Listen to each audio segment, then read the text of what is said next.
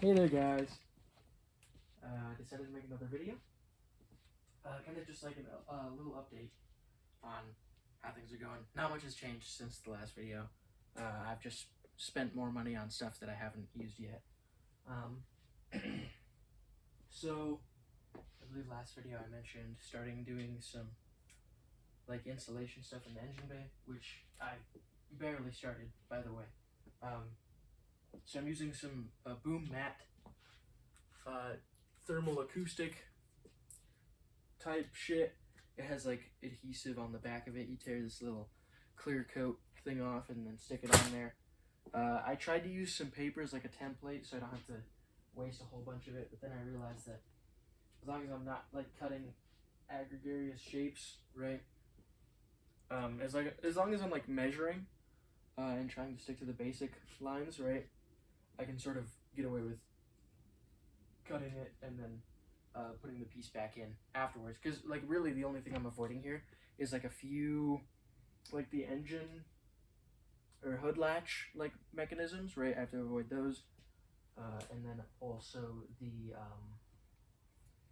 like a few like mounting brackets in there, which are just like tiny, probably 16th inch pieces of metal, probably even thinner than that, like 32nd, right? They're really thin, and just cut, and you can stick it on there and then fill the hole without having to do any extra bullshit. I got like half the car primed right now. I don't know if that was a thing in the last video. I think last video they were all still out back. In this one, it's cold as hell, so I don't really want to open the thing. But they're all out there, primed already. I'm starting the heat up so I can start working on it again. As far as the engine goes, I got those $4,000 of car parts in, like shit, like a camshaft, all that. And then I realized that I forgot a few things, and I put together like the rest of the list, and including getting the block machine, it's gonna take about another $3,000 to get the engine completed. And then I also have to add a new transmission, which I'm planning on switching to the F40 transmission out of like the manual Pontiac G6. I think they were in like the diesel Chevy Cruises. Not too sure on that. And like, what else? Like the Chevy Cobalt SS, maybe. I'm gonna be real. It was probably only in one of those. If there even is like a diesel Chevy Cruise. I don't know. I'm like picking up little tidbits that I hear around that people are telling me, right? So F40 6-speed. So that's 2 gears up from my 4-speed that I ended up breaking in this in this current configuration. It's a little stronger and a little better gearing than what I had in the 4-speed. So just that alone is making the car faster without adding any extra horsepower. And then looking at it with a 0.002 or 0.02 like overbore, which I'm kind of having to do. I'm expecting probably 300 to 350 horsepower to the wheels. Also, with the F40 trans, they sell LSDs for them, limited slip differentials. So that's pretty cool. But for now, I'm not doing any work on the engine because I'm trying to get all of my paint stuff done before it starts to snow. Because I live in the mountains. I guess I live at a higher altitude. I live next to the Canada border. So when it gets cold, and you can't really paint in that. So like, even right now, in mid-October, I'm having to like take space heaters and wooden stoves to heat up my my painting booth so that my shit'll actually work. Oh yeah, speaking of paint, it costs a lot more than I thought it would. Initially I was thinking probably like $600 to paint the entire car. No, I was absolutely incorrect with that statement. Primer alone cost me like $200. And I just 10 minutes ago had to order $800 worth of other shit because I don't want to use stage one or single stage paint because I've seen it before and I don't know, like some other people might have good experience with it, but from what I've seen, right, on like my daddy's old Chevy Nova. Did I say that right? I don't. Dude, I'm such a goober when it comes to like car names. I know like mechanics and a few things like that, right? I said it last video. I'll say it again. I'm no master mechanic by any means. But the Nova had single stage paint on it, and it sun faded after like 2 years. So, and like it sits in front of a junkyard now, right? We sold it off because it was like Lightning McQueen themed. It's a pretty funny car. He used it for derby racing. But even though it's a cool car, right? If you're really looking at it, it looks like shit. And this is a car that I do not want to look like shit, right? I'm doing like I've done so. I can't tell you the amount of hours it took me to pick the fucking color that I'm going with, right? So I don't want it to look bad. I've been scouring Facebook Marketplace, hoping to find a fastback for like $500 to $800, right? Like some blown up, like crushed in the front end Fiero with a fastback on it that I can buy. And inconveniently, every single one that I find, it would take more for me to drive over there, more in gas for me to drive over there and pick it up than they actually want for it. So that's not ideal. I don't want it. I don't want to have to spend $800 in diesel to go pick up a fucking piece of fiberglass that goes like this and a bumper and then some wires and some better looking taillights, brakes. Some people like the notchback. I prefer the fastback, especially like the chop tops, right? The fastbacks look so much better. Fastbacks look so much better. There's a reason that the fastback is the most desired version of the Fiero because it like stock on stock, it looks better. And then once you go into body kits and doing all that shit, there's so much more potential with the fastback that the notchback just doesn't have. And you can't really see it right here because both variants of the vehicle look the same, other than like I'd have like taller tail lights on it if it was a fastback. But I don't. I love like just standing in front of this camera and yapping. It's actually pretty fun. No, but I don't know, like the more I take this thing apart, the more I want to do to it, right? I'm taking things like the battery tray, right? This car's rust free, surprisingly, after sitting in the field for 40 years. It's rust free other than the battery pan, or like the battery tray, right? And I want so badly just to cut that thing out and make a new one. But like, you can't even see it. You can't even see it, dude. I don't know, like, I'm doing so much, right? Oh, yeah, and on the topic of other cars again, right? I have very specific criteria that I'm looking for in these vehicles, right? Gray interior, the gray and black interior, because the tan interior I have in there right now, doesn't really match a dark gray car, right? I prefer it to be dark gray. I started looking into like wheels and tires, and then like any person who's ever built a car before. Of course, I've settled my mind on some RPF ones, going with a staggered setup. So 18s in the rear, 17s in the front, right? Probably about an inch wider in the rear as well. Actually, real quick, before I forget, I'm going to measure the wheel because I don't have a staggered setup right now. When I put the car together initially, I just bought 4 of the same size tires because it was easier. But that's no bueno now. Okay, so these are 8s, 8 wides, or 7.5s. I think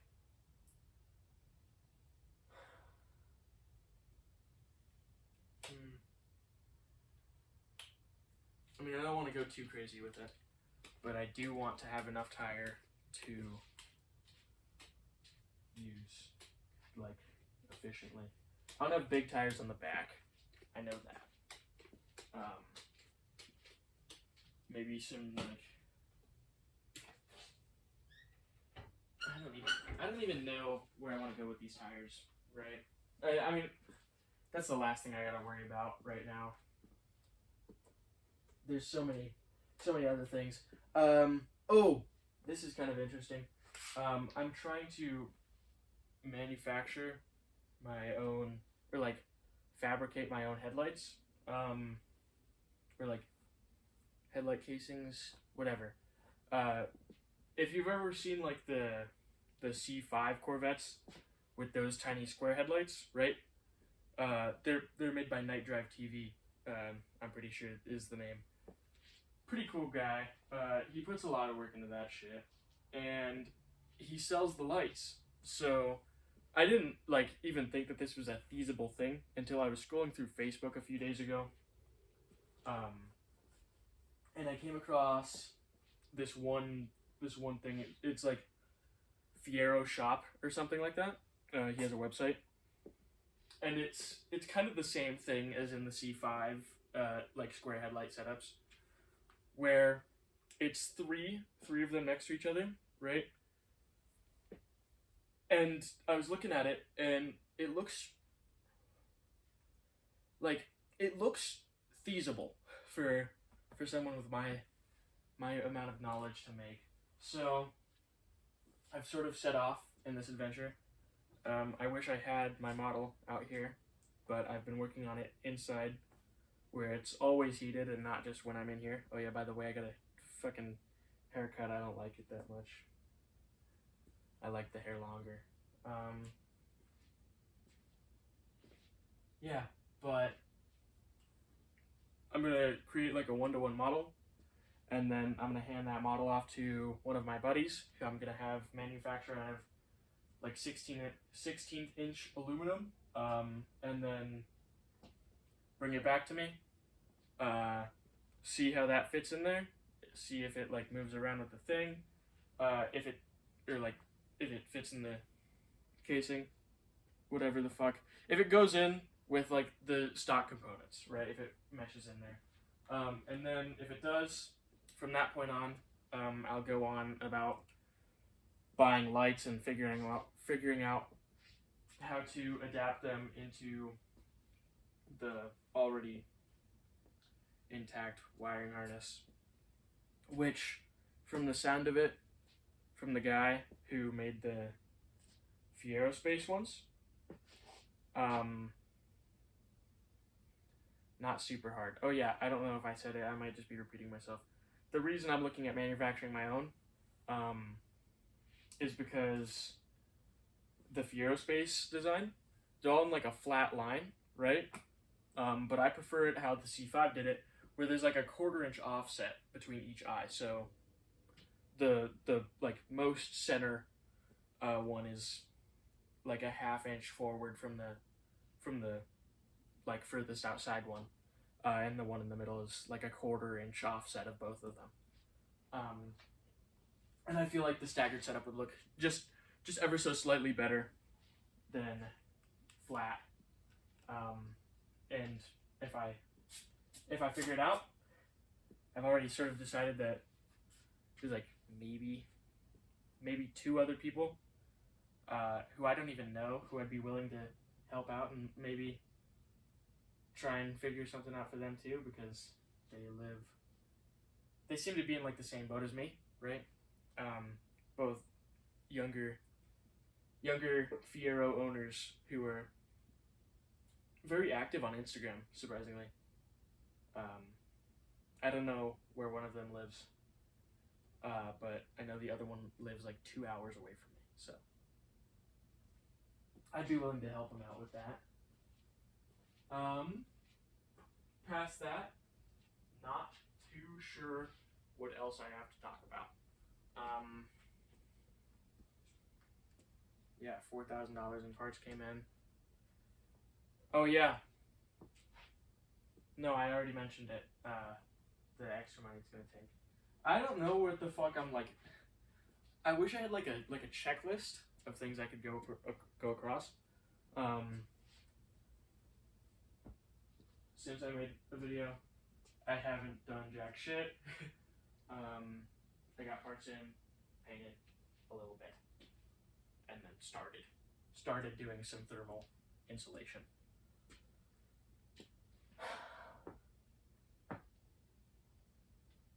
I don't have to get my block machined, but I'm going to.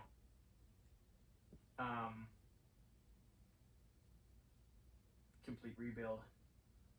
Waiting for help to come back, so I can have a more experienced man on the job here, so I don't fucking destroy everything.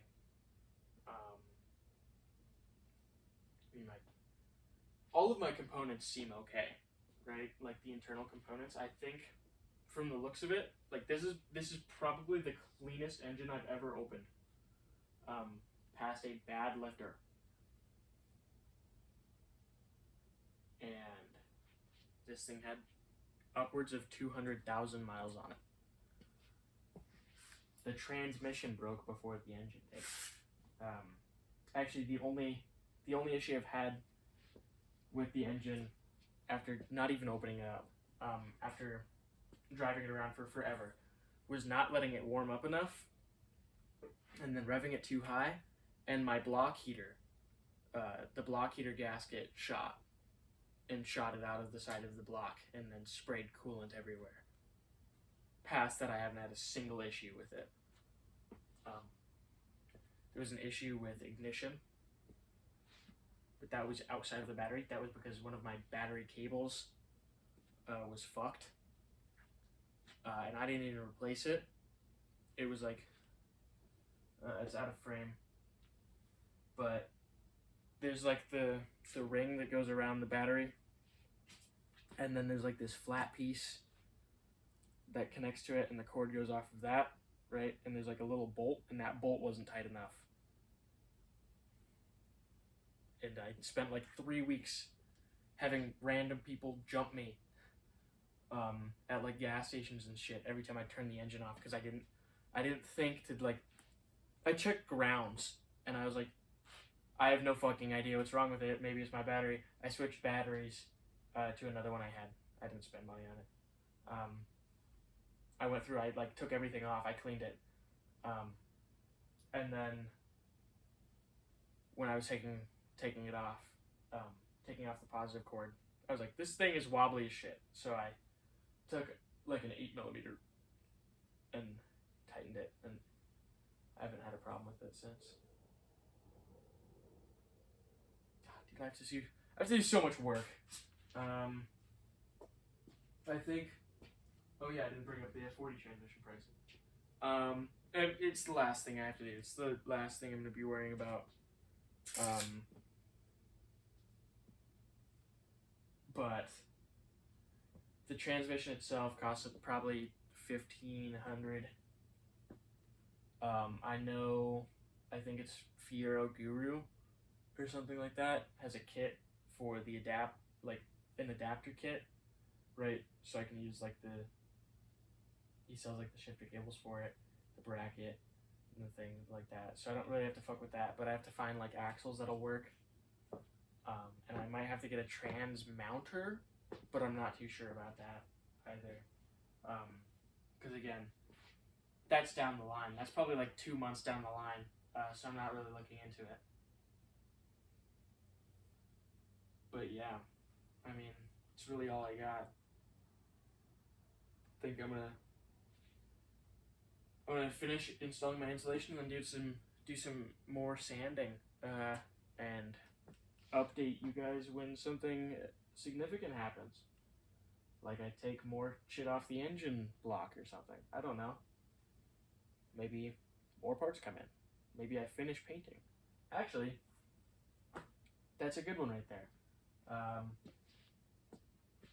Next time I do a video, hopefully,